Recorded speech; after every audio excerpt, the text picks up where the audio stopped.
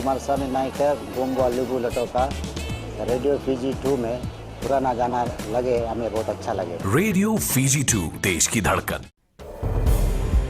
In the news tonight, Nawaikula alleges internal conspiracy.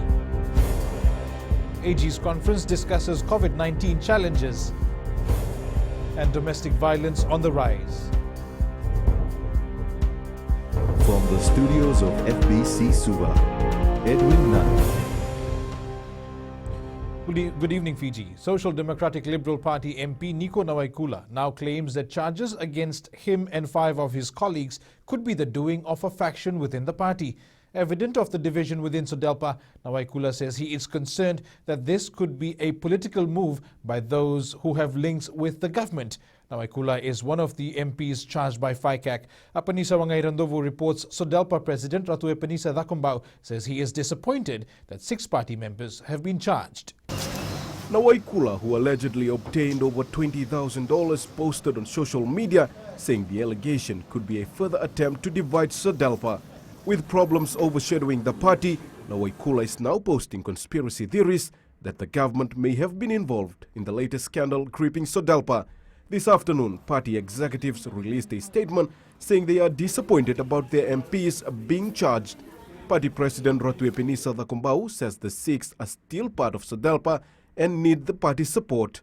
Meanwhile, with more problems looming, ousted SODELPA leader Sitiveni Rambuka is still not satisfied with the outcome of last week's AGM that saw William Ngavoka take over as party leader. I've also written to the president to give me the assurance that everything that was held last week was legitimate.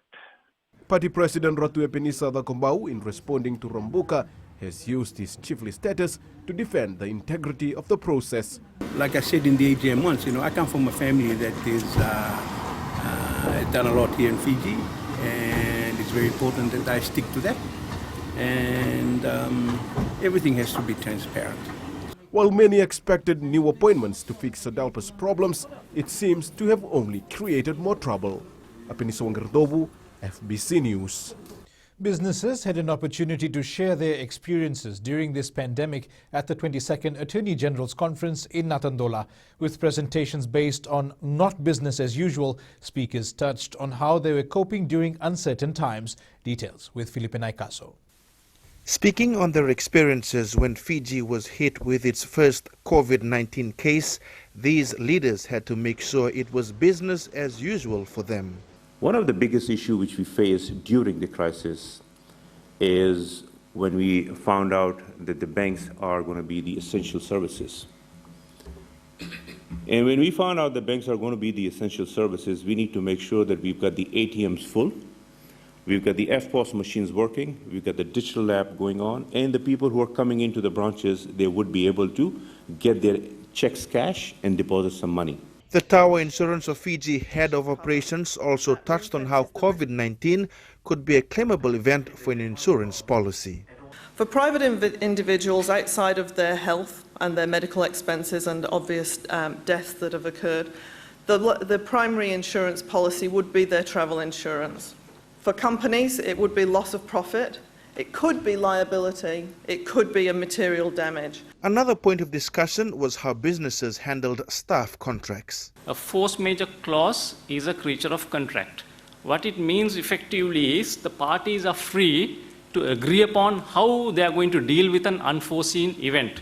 So for instance, the parties might decide we might only suspend for a short period of time, or they might decide let's get out of this completely. Around 400 participants are attending the 2-day conference, which will be closed tomorrow by the Attorney General. Felipe Naikaso, FBC News. Meanwhile, Australian High Commissioner to Fiji, John Feeks, while opening the conference, highlighted that cybercrime threats are growing, especially during COVID-19. The High Commissioner told those present that with digital opportunities being huge, there are additional risks of being targeted by cyber criminals. Feeks says that left unchecked, these criminals threaten to undermine the economic opportunities offered by e-commerce. Cyber criminals are doing harm, infiltrating systems from anywhere in the world, stealing money, stealing identities, and stealing data from unsuspecting users. They are taking advantage of COVID-19 to target families and businesses, including health and medical research facilities. A recent investigation by the Housing Ministry has revealed that tenants with 99-year leases have rented out their homes, raising questions on whether they deserve subsidized lots. Millions of dollars are spent by the government upgrading informal settlements to assist low-income families who don't own a home.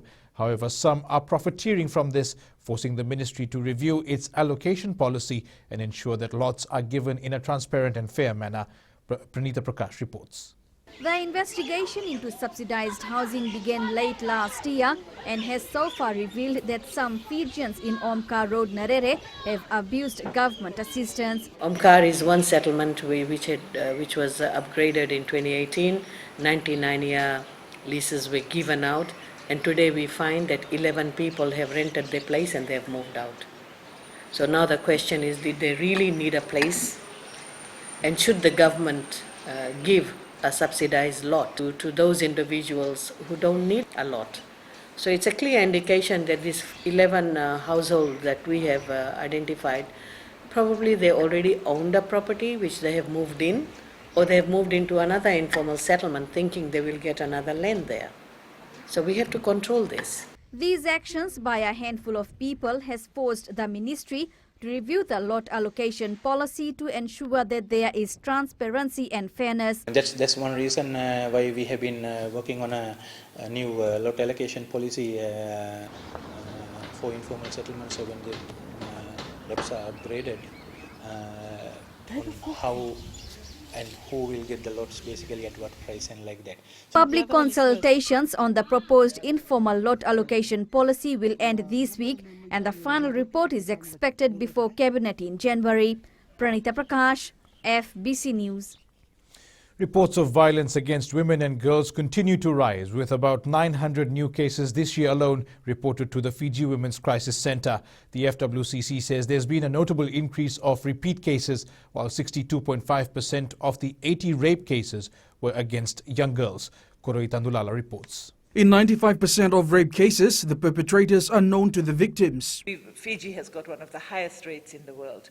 The world's global statistics say that 1 out of 3 women are survivors of intimate partner violence. And the Fiji research shows, Fiji data shows that 2 out of 3 women, 64% of women in the last national survey that was done 10 years ago, shows that 2 out of 3 women have experienced domestic violence. The FWCC counsellors, legal team and community advocates also highlighted issues faced by victims of violence during the COVID-19 lockdown. The police were not attending to reports of breach of DVRO, and there was delay in investigating domestic violence cases. One of the issues that we picked up was that there are certain key stakeholders who either do not know the law or they do not understand enough of it to ensure that they're providing better services or good services. Some police stations that we have a lot of difficulties with, and you want to name a few? We can name them. We have difficulties with Valelevu Police Station, Nakasi Police Station. These are a few police stations that we are facing quite. FWCC has been conducting training with stakeholders, including police, to ensure they are well equipped to deal with victims of violence. Koroi Tandulala, FBC News. Up ahead, PM urges more climate action, and animal cruelty on the rise.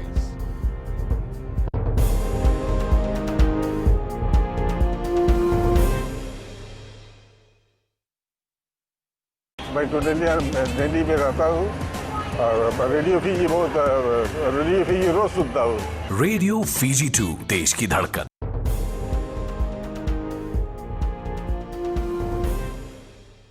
Welcome back. The unprecedented impacts of climate change and sea level rise are something Fijians must endure in the long run.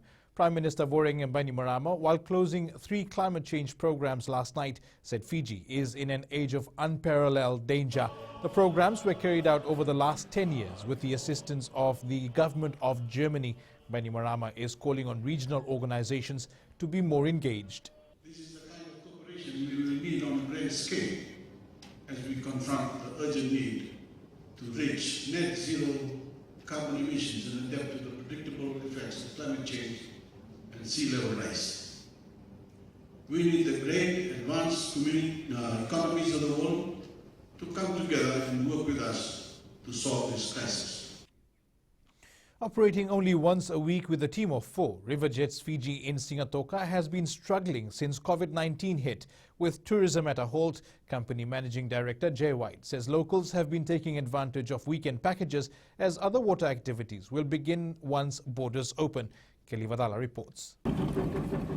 It's normally a team of 28, but the current situation has seen about 20 workers laid off since COVID-19 hit in March. Typically, we'd have, in terms of river safari, thousands of people throughout the year, and it's gone to zero. And for the river jets, you've got hundreds, which is now down to tens, if you know what I mean.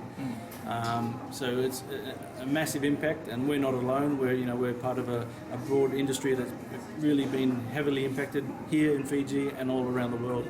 Jay White says the business will definitely incur substantial losses this year.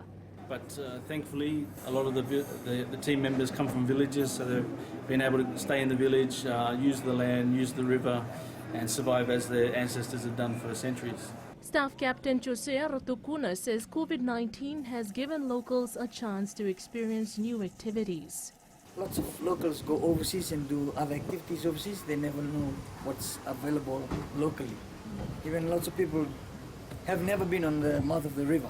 For these first-time jet riders, it was an experience of a lifetime and an activity that gives them a feeling of normalcy.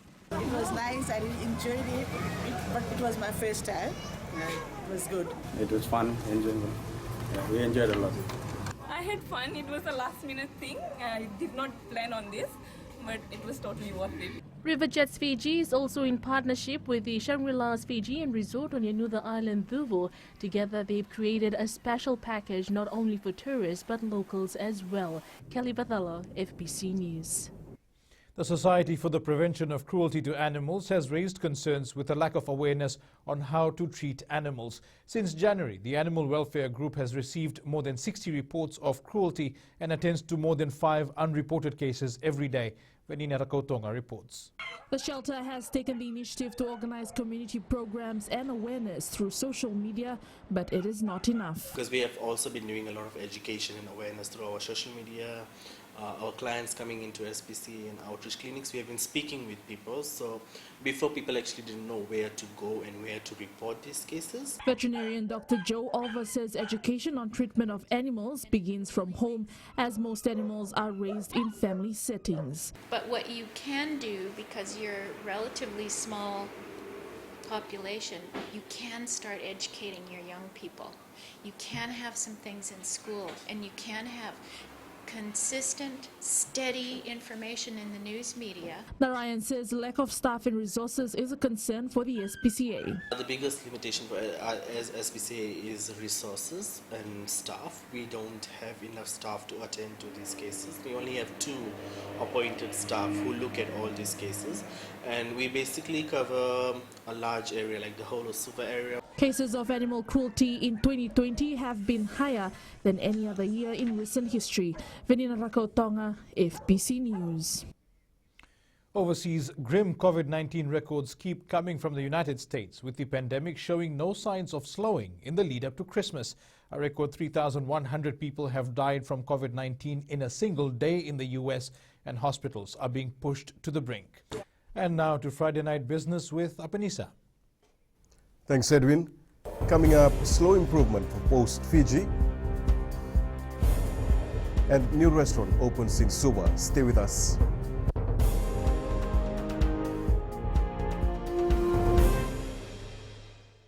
Pula natang go approach lang kerse, go erkraki. Do televisi na barong na Radio Fiji 1 nandomo ibiti. Radio Fiji 1 nandomo ibiti.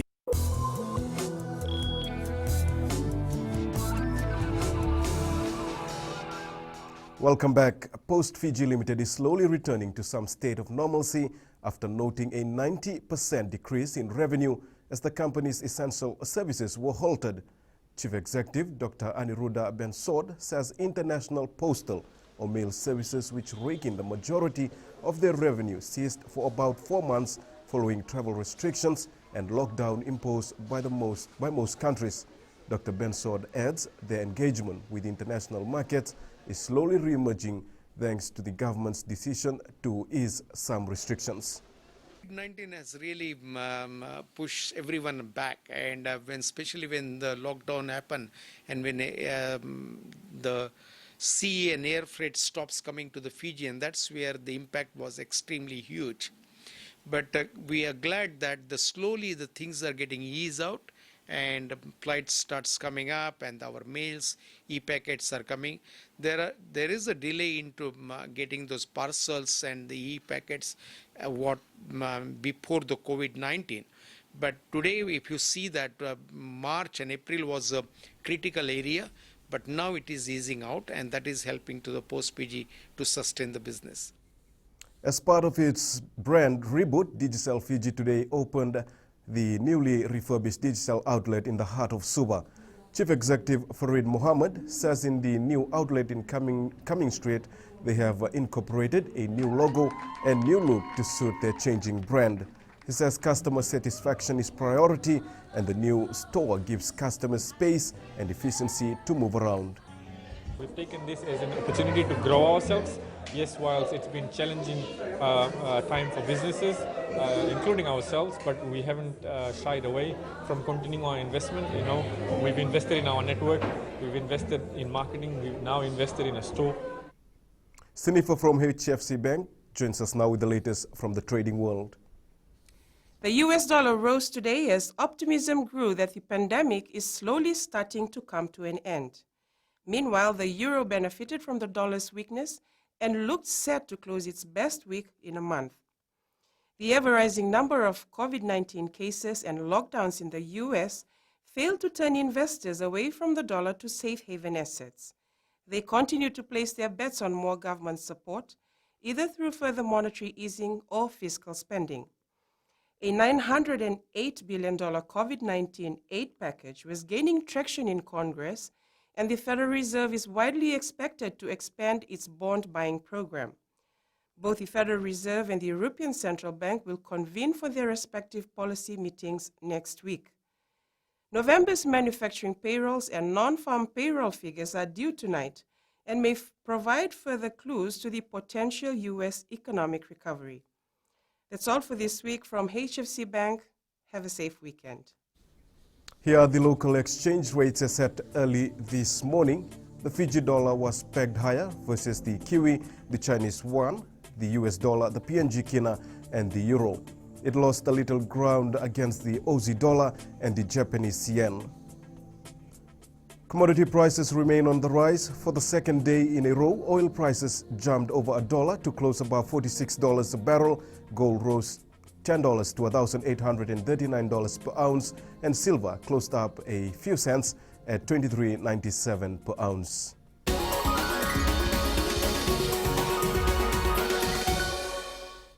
A new restaurant has opened in Suba, offering a new choice of menus for patrons.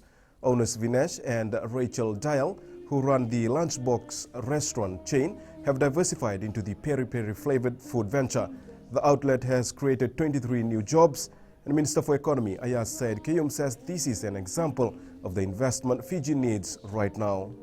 Everybody will be scrambling around to make investments, to take advantage of the opportunities that will re-emerge. And those businesses that have already pre-positioned themselves obviously won't be scrambling around. And I think that is really the trick. If you've actually got yourselves lined up at the right time, you'll be able to take or bear the fruits of those investments very quickly.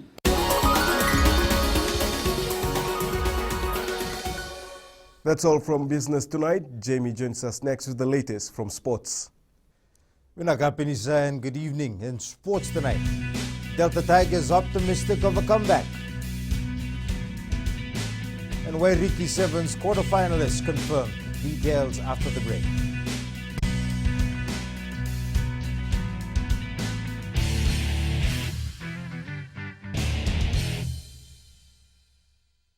Kumaraswamy Naicker गोंगवा लुगु Lautoka radio Fiji 2 में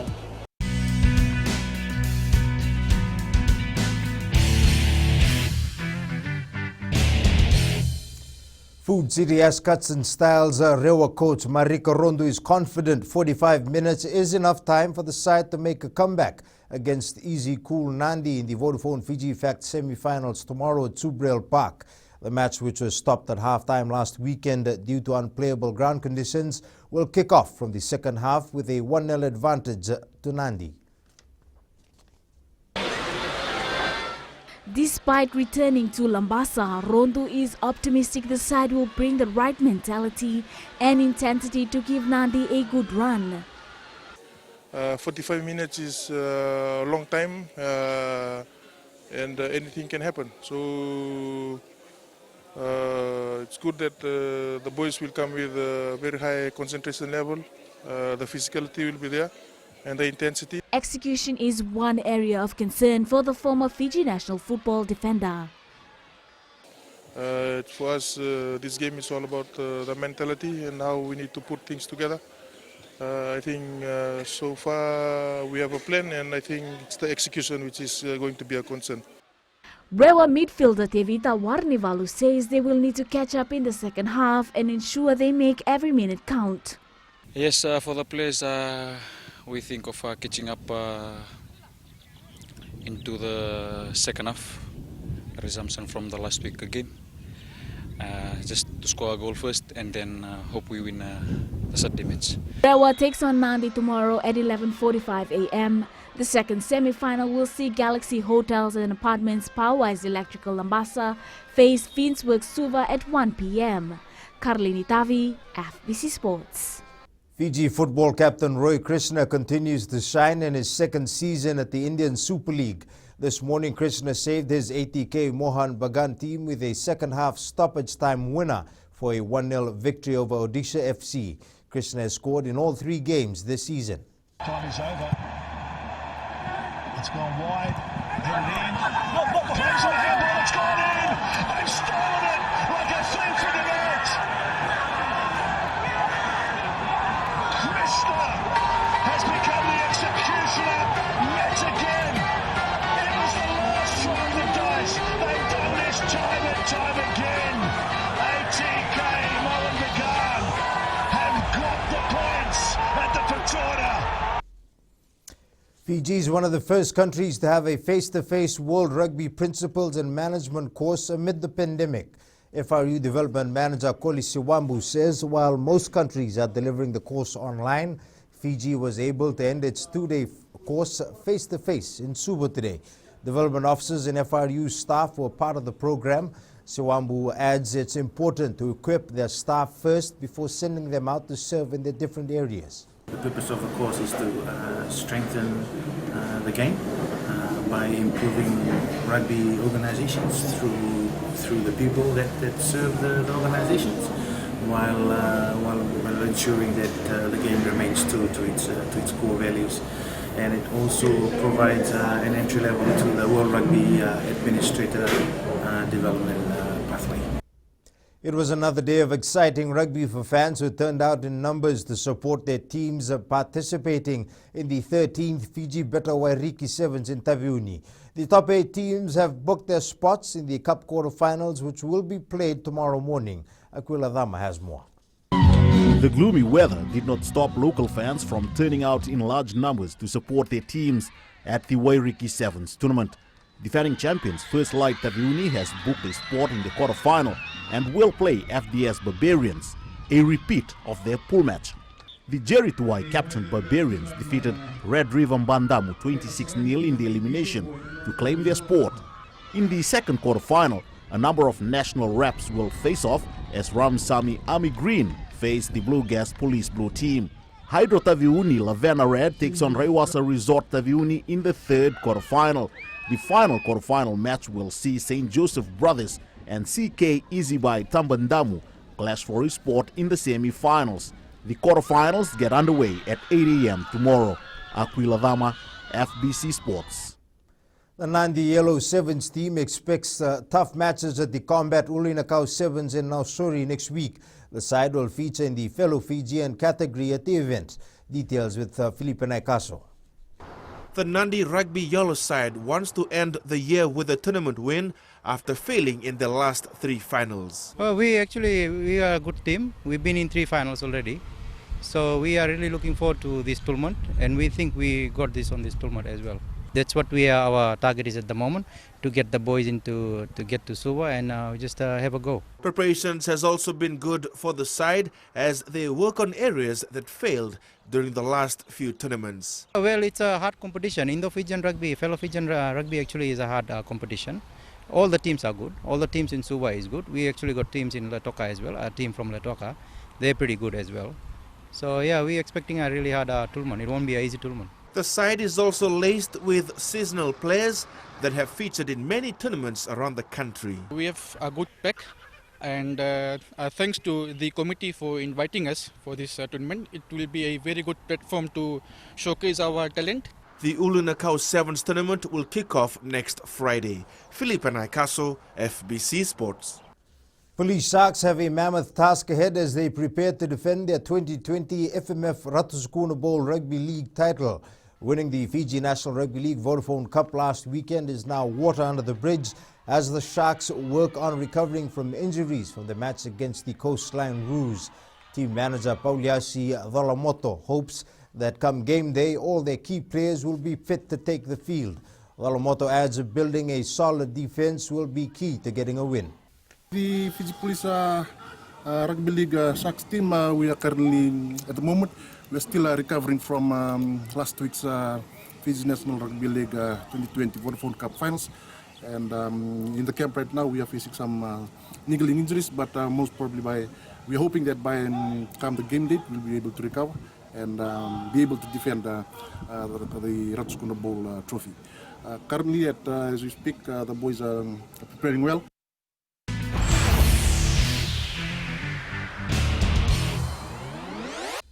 National reps continue to wow the crowd at the Wairiki Sevens in Tabiuni. Many fans in the Garden Island are watching our 7 stars in their own backyard for the first time, and the national reps have not disappointed.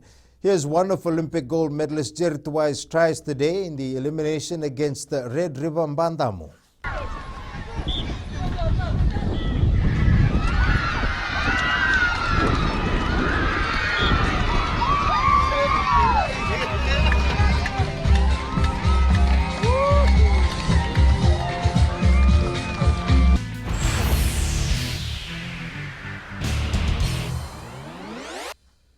That's it from Sports Tonight. In new media after the break, a group of U.S. states investigating Facebook for antitrust violations.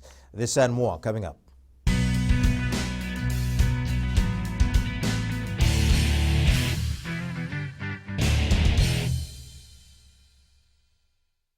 Baik tu dia jadi mereka tahu Radio Fiji बहुत Radio Fiji रोज सुनता हूँ. Radio Fiji 2 देश की धड़कन.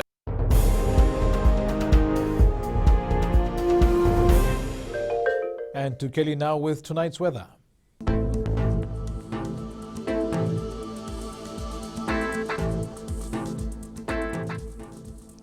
A heavy rain warning remains in effect as a trough of low pressure creeping in from the west brings rain and thunderstorms to the group, presenting the chance of flash flooding in areas of heavy rainfall.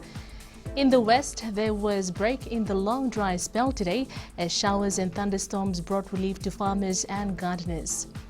Eastwards from Peck Harbour to Suva, the rain arrived overnight with some heavy falls at times giving way to scattered showers during the day. And up north, there were some sunny breaks amidst the showers. At sea, moderate east to southeast winds 15 to 20 knots, moderate to rough seas. For the tides, the next low tide is at 4:42 tomorrow morning, followed by high tide at 11:02. Sunrise is at 6:21. And for tomorrow, expect overnight rain and perhaps thunderstorm lasting into tomorrow with a chance of very heavy rainfall and possible flash flooding in some areas. As for the temperatures, they'll be up around 30 despite the rain. And looking at Sunday, some clearing is expected, but still a chance of scattered showers and thunderstorms. That's the weather for now. Have a great weekend, and it's back to Edwin. And in Fijian Pulse tonight, we asked, do you think Fiji can win against Georgia in the Autumn Nations Cup, and why?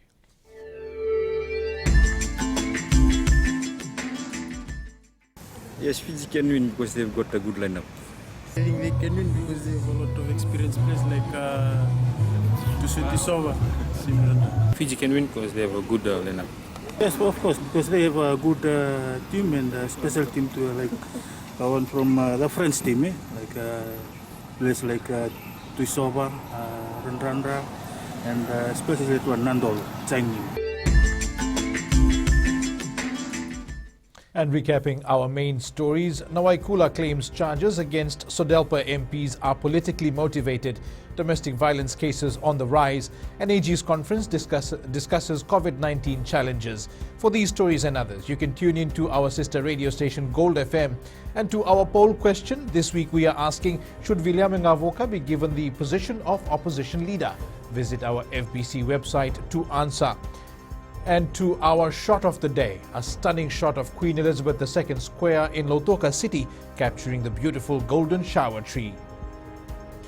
And you can send us newsworthy pictures and videos on email, fbcnews@fbc.com.fj. Share it with us via our Facebook page, FBC News, or tweet @FBC News, #FBC News. And that is your news for this evening. Until tomorrow, Modemanda.